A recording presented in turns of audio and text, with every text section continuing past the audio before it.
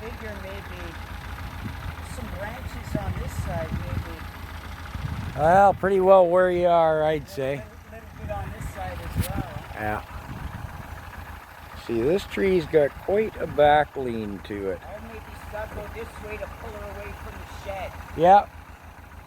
So I have convinced Will to get some wedges, which he's never used before. So I think he's going to need a lot of advisement. That rope will put some tension out to the tractor, but needless to say, that rope is no match for this tree. So let's hope Will listen to his Uncle Carl. Just kind of, I'm looking for a straight stick. I don't have a long stick, but